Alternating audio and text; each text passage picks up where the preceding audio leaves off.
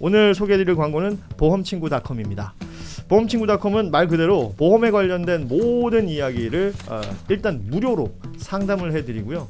친구처럼 친절하게 자세하게 상담해주는 보험친구닷컴. 내고 있는 보험료, 내가 받고 있는 보장, 이게 돈 내는 거 대비 적당한가, 이런 것들 궁금하잖아요. 그리고 보험에 가입했을 때와 또 지금의 환경이나 상황이 달라졌을 수도 있고, 보험을 다시 한번 손봐야 될 때도 있습니다. 그럴 때 누구한테 물어보느냐? 내가 가입한 보험사에 물어보면 그 보험사 또 다른 상품을 소개하거든요. 근데 두루두루 모든 상품을 다룰 수 있는 보험친구닷컴을 이용해 주시면 좋겠습니다. 보험친구닷컴은 뭐 안보험, 종신보험, 뭐 실손보험, 화재보험, 배상보험, 운전자보험, 모든 보험을 다 다루고 있고 여기에 무료 상담을 해드립니다. 화면에 보시는 것처럼 보험친구닷컴을 찾아 들어가시면 되는데요. QR코드로 접속도 가능하고요. 전화는 1844-0585. 여러 가지 방법으로 보험친구닷컴에 접속하실 수 있으니까 무료 상담이니까요. 부담 없이 한번 이용해 보시면 좋겠습니다. 자, 보험친구닷컴 광고였고요. 제가 이제 뭐 매일매일 뉴스 전하는 게 일이다 보니까 뭐 신문이나 뭐 방송 뉴스, 뭐 인터넷 들여다보는데 요새는 제일 많이 보는 게 이재명 대통령 SNS입니다. 뉴스가 여기서 다 나와요. 그렇더라고요. 일단 어제 자정 넘어가지고 참 대단한 체력 같아요. 그 X에 글 올리는 시간대들이 보이잖아요. 네. 하여튼 검찰 이 대통령 겨냥 위례 사건 항소 포기, 그렇게 할 수밖에 없던 이유라는 기사를 링크하면서 게시글을 올렸습니다. 법리상 되지도 않는 사건으로 나를 엮어보겠다고 대장동 녹취록을 위례 신도시 얘기해서 윗 어르신 얘기로 변조까지 해서 증거로 내더니, 이런 내용들과 함께 게시글을 올렸어요. 뭐 위례 신도시 개발 비리 관련해서는 뭐 대장동 닮은 꼴 뭐 이렇게 표현을 했었고, 맞습니다. 뭐 유동규라든지 남욱, 정영학, 우리가 흔히 아는 뭐 민간 업자들이라고 부르는 사람들 다 무죄 받았죠. 예. 1심에서 무죄가 나왔거든요. 네. 그것에 대한 검찰이 항소 포기를 했다라는 게 뉴스였어요. 맞습니다. 국민의힘에서는 이거 가지고 특검 가야 된다고 얘기하고 있는데 네. 검찰이 기소 자체가 문제가 없었으면 이런 일이 벌어지지도 않는 것 아니냐라는 취지입니다. 맞습니다. 민주당도 특검 가자는 거예요. 민주당도 국정조사 하자는 겁니다. 왜 그러냐면 그 당시에 이 정영학 녹취록 같은 데서 윗 어르신이 이래요. 네. 그게 위례 신도시였어요. 약간 예. 청취불가였는데 이 대정당 일당들이 위례 신도시라고 우리가 얘기한 거라고 했고, 그거를 마치 이재명 대통령도 그 해당 재판은 지금 중지돼 있는 상황인데, 그렇죠. 거기에 대해서 뭐라고 책임질 겁니까? 이걸 결론을 정해놓고 이 재판부가 무죄를 판단한 거는 일단 부당이득을 정보를 빼내가지고 얻었다고 하는데 그걸 인정할 만한 인과관계가 전혀 없다는 거예요. 그럼 항소심 가서 번복 가능할 것인가? 번복 가능성도 없기 때문에 이제 항소를 하지 않은 건데 이 부분과 관련해서 특검하자. 그러면 조작 기소, 허위 수사한 부분에 대해서는 어떻게 검찰 이야기할 겁니까? 저희 국정조사든 모든 가용한 이 수단을 다 동원하겠다는 게 민주당 입장입니다. 그렇죠. 그 앞단의 이야기부터 해야 되는 거니까. 네, 맞습니다. 예.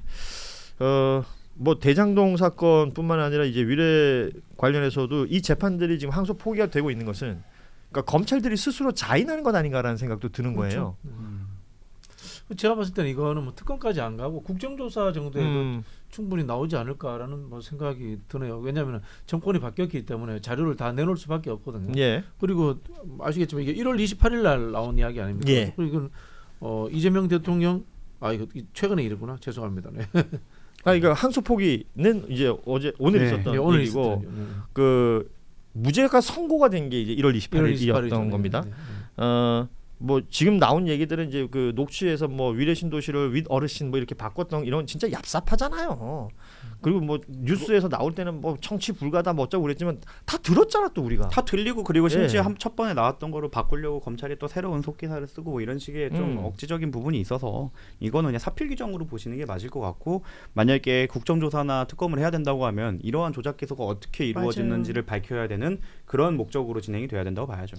저는 이게 특검으로 가는 것에 대해서는 오히려 조금 부담이 되네요. 특검이란 어차피 또 검사가 수사하잖아요. 그렇죠. 그래서 이번에 김건희 특검이라든가 이런 결과를 보면서 특검에 대한 기대치가 떨어지기 때문에, 만약에 이걸 진상조사를 하게 된다면 일단 뭐 국정조사는 국회에서 할 수 있습니다만은 수사기관이 어딘지는 좀 궁금하게 되네요. 그렇죠. 만약 그렇죠. 특검을 안 한다면 수사기관이 어디가 되나, 공수처가 되나요? 아니면 공수처죠 지금대로. 현재로서는 공수처가 되나요? 저는 근데 이런 사안들을 보면서 그 생각을 합니다. 그동안 사실은 검사님들 정말 그 권력이 어마무시하는 거잖아요. 우리가 쉽게 말하지만 당하는 사람은 그렇죠. 그냥 인생이 송두리째 폐가 부정당하는 망신하는 거예요. 거거든요. 진짜. 그러면 이렇게 장난질로 남의 인생을 망가뜨린 자 또는 이번에는 국가를 망가뜨리려고 한 거예요. 사실 이런 시도를 한 검사들 제대로 조사해서 제대로 처벌하고 있는가 정말 엄벌해야 되는 거거든요. 그렇죠. 너무나 사회에 큰 폐단을 주는 음. 것이고 사회적 살인을 하는 것에 가까운 거예요. 음. 제대로 조사해서 제대로 엄벌하고 있는가. 정말 공수처가 이런 사안들에 대해서 왜 입건 안 하는지 예. 이거 지금 얘기 나온 지 꽤 됐잖아요. 그럼요. 입건 아직 안 돼 있을걸요. 왜 입건 안 하죠? 입건해서 엄벌해야지 되지 않나. 하는 자주 생각입니다. 말씀드리지만 공수처도 개혁을 해야 됩니다. 지금 사실상 공수처는 빌공짜잖아요. 사실 뭐 수사 성과가 하나도 없어요. 너무 그 수사 범위를 넓혀 놓았기 때문에라도 저는 생각을 하는데 공수처의 수사 범위를 사정기관 즉 검사, 경찰, 판사를 대상으로만 수사 범위를 좁혀서 거기에 대한 성과를 낼 수 있도록 어떻게 보면 2차 사정기관으로서의 활동으로 하도록 좀 법 개정이 이루어져야 된다고 생각을 하고 선택과 집중이 필요하다. 네, 선택과 예. 집중이 필요해요. 왜냐면 사실 모든 걸 다 하라면 아무것도 안 하는 거 막 다름이 없고 지금 공수처의 인력이나 이런 걸로 봤을 때 어쩔 수 없이 사람이라는 게 빛나는 수사, 특수수사만 하고 싶을 거예요. 근데 그걸 말고 사정기관을 사정하는 그러니까 검판사, 경찰에 대해서 부청이나 부패가 있었을 때, 비리가 있었을 때 수사하는 그런 조직으로 좀 거듭나게 입법부에서 조금 더 움직여야 되지 않을까. 제가 싶습니다. 그래서 공수처를 더 강화해야 한다는 네, 맞습니다. 생각입니다. 저 동의합니다. 공수처가 눈이 시퍼렇게 떠서 정말 이렇게 판사들 또는 검사들 정말 법을 공정하게 다뤄야 될 사람들이 여러 가지 이유 때문에 이렇게 시민들에게 사회적 살인을 저지르고 국가에 피해를 주고 법을 왜곡하고 있을 때 공수처가 정말 나서서 엄단을 해야 되고요. 공수처가 더 기능을 하도록 힘을 실어줘야 합니다. 공수처 가만히 있으면 안 됩니다. 사실 예. 지금 도박판도 못한 거예요. 도박판 타짜만 보시더라도 장난질하면 같이 손모가지 날아가는 거거든요. 근데 지금은 한쪽은 장난질을 해도 손모가지가 안 날아가니까 마음 편하게 하는 거거든요. 예, 비유가 아주 찰지네요. 예. 검찰 과거 사회 이런 것도 만들어야 되지 않을까요? 아, 저는 그게 필요하다고 보는데. 어제까지 있었던 동의됩니다. 모든 검찰의 비리라든가 잘못된 이런 악 수사들 파헤칠 수 있는. 그러니까 벌어진 현상에서 범죄 혐의가 있다던가 비리가 있다던가 이런 것들은 뭐 제도와 시스템으로 만들 수 있겠지만 저는 이 역사성이라는 게 되게 중요할 것 같아요. 검찰이 어떻게 살아왔는지가 하루 이틀이 아니지 않습니까? 그래서 그런 걸 이제 과거사위 같은 곳에서 제대로 좀 파악한 후에 그리고 어떤 것들이 잘못됐고 그런 것으로 후과가 무슨 일이 벌어졌던 것인지 이런 것들을 좀 더 많이 알릴 필요도 있고요. 더 제대로 엄단할 필요도 있겠다는 생각이 듭니다. 근데 이제 좀 있으면 이제 윤석열 선고가 직위원 재판부 해야 되는데 예. 법원에서 자꾸 이러니까 불안하죠 이젠. 조바심이 들어요. 판사님 영웅이 될 기회가 남았습니다. 사법부에 빛이 되어 주십시오. 자, SNS 얘기 나온 김에 이재명 대통령 SNS 최근 이제 부동산 관련된 이슈는 뭐 대통령이 아예 주도를 하고 있죠. 네. 똘똘한 한 채로 갈아타기요. 분명히 말씀드리는데 주거용이 아니면 그것도 안 하는 것이 이익일 겁니다라는 SNS 글을 역시 새벽에 올렸어요.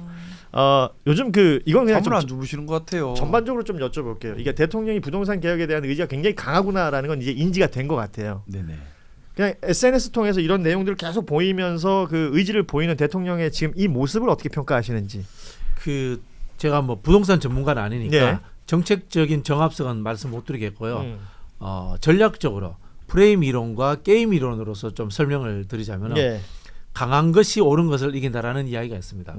메시지의 강함과 반복을 통해서 신뢰와 믿음을 지속적으로 주는 거죠. 특히 여기에서 우리가 이제 치킨 게임이라는 이야기를 하는데 치킨 게임에서 핵심은 나의 한계치, 리미티드를 타인에게 보여주는 겁니다. 즉 나는 물러서지 않아 죽어도 라는 것을 대통령이 지금 정확하게 보여주고 있는 겁니다. 그 단적인 예 중에 하나가 중간에 관료 중에 한 사람이 5월 9일 날 유해 상황이 한두 달 아마도 어떻게 될 수 있었는데 대통령이 아마도도 없다라고 그러니까 아마 쓰지 완벽하게 말라고. 이제 예. 잘라버린 거예요. 예, 아마 그런 쓰면 야마 돈다 이거 부분에서 아니에요 지금. 게임 이론적 측면에서 대통령은 절대 물러서지 않는다는 본인의 리미티드를 보내줌으로써 성공했다. 두 번째는 프레임에서 승리를 하려면 나는 다수파가 되고 상대방은 소수파가 돼야 됩니다. 역대 우리 정부에서 실패했던 이유 중에 하나가 집을 가진 자와 못 가진 자로 해서 프레임이 혼재돼 있어요. 예. 왜냐? 집 가지면 사람이 좀 생각이 바뀌거든. 근데 이번에는 다주택다라는 극단적 소수부터 프레임을 시작한 겁니다. 다주택다를 고립시키고 나머지 다수를 장악하고 있다가 그 다음에 이제 똘똘한 한 채로 넘어오고 이렇게 해서 프레임을 우리 편이 늘 다수인 쪽으로 만들어가는 거예요. 이렇게 되면은 여론의 향배가 감정적으로 거기에 속하지 않는 사람들은 이재명 대통령이 주도하는 여론에 동의해버려요. 그러니까 이기는 편이 우린 편 되는 거네요. 그렇죠, 그렇죠. 그런 상황을 가지고 가고 있기 때문에 이번에는 뭐 표의 문제를 떠나서 저는 이길 가능성이 많다 이렇게 봅니다. 저는 과거에 그러니까 이재명 대통령이 성남 시절에 보였던 행보보다 이후에 이제 경기도지사가 되고 당대표가 되고 대통령이 되는 과정 속에서 조금 더 캄해지고 아니면 정제된 언어가 나가거나 아니면 직접 소통보다는 이제 좀 그런 식으로 좀 변하는 경향이 있었는데 오랜만에 보는 클래식 이재명.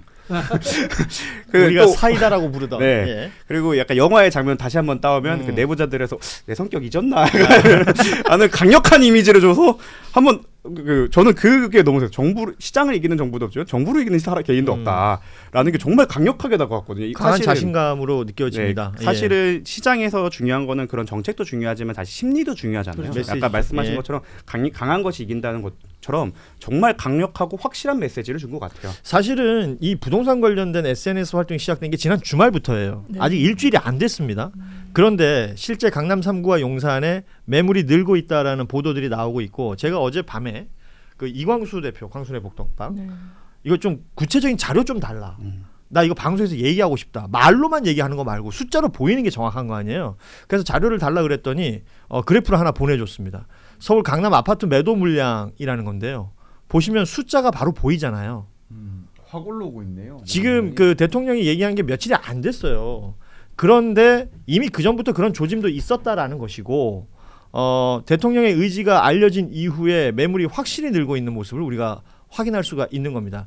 그럼에도 불구하고 뭐 몇몇 언론들이나 아니면 뭐 경제 채널들이나 이런 곳에서 뭐 마치 이게 다주택자들에 대해서 양도세 중과하는 게 유예가 종료가 안 돼야 된다라는 식의 뭔가 얘기들 계속 하고 있는 거 아니에요? 사연팔이 익명의 누구.